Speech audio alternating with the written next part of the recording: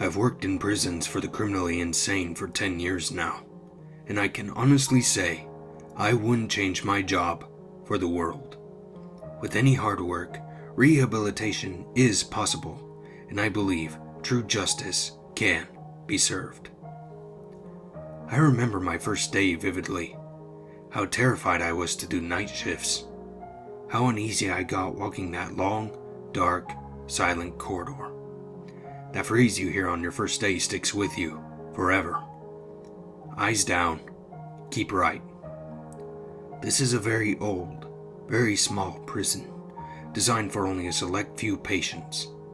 No doors, no glass, only bars. In fact, the ward itself is believed to be haunted.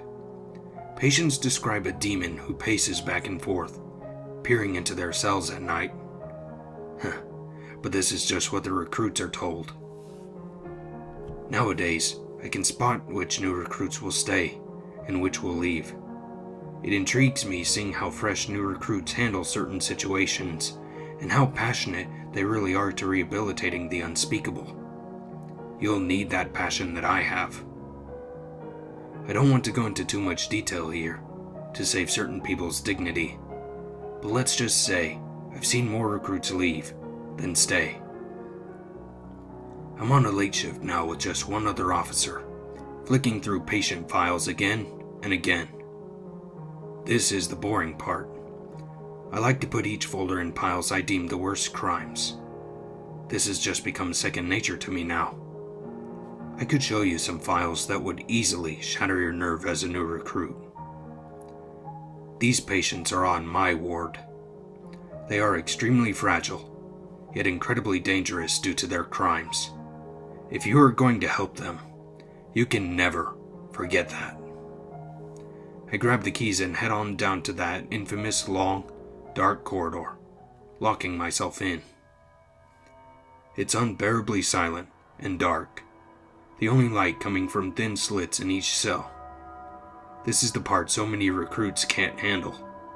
The atmosphere is intense, essentially an old brick tunnel with a row of caged animals hissing, whispering, crying.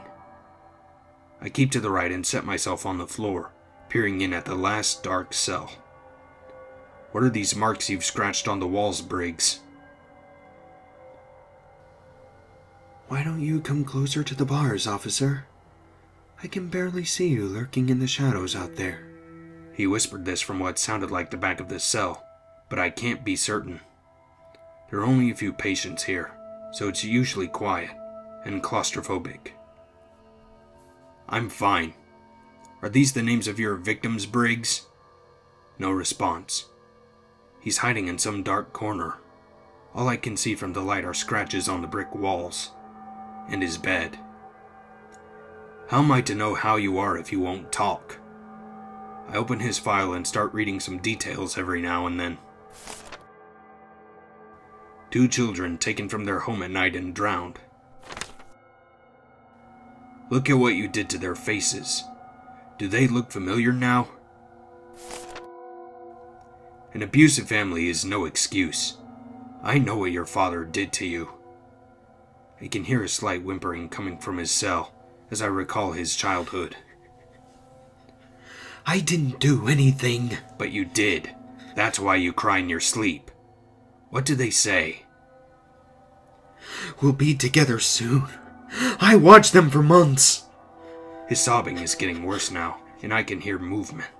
Almost as if he's dragging his knees across the cold, hard floor from one side of his cell to the other. I feel spiteful now, his voice starting to irritate me. You won't be in heaven though, Briggs. I will. I feel dead already. I felt dead that very night. You're not dead, Briggs. Not dead at all. Here. I slide a mirror under his cell to hear his sobbing now become frantic murmurs. He scratches the walls, crying in agony as he spits out his disgusting gibberish. Quiet! Shut up! Look into it. Look at that face. Bite, Briggs. Bite down on your tongue and join them. I turn further away whilst listening to his disgusting gurgling and choking, Listening even harder, I can hear him hissing and cursing through clenched teeth as I read the files faster and faster. I can't. I don't want to. Yes, you do, Briggs. You almost had it. I gave you a mirror, Briggs.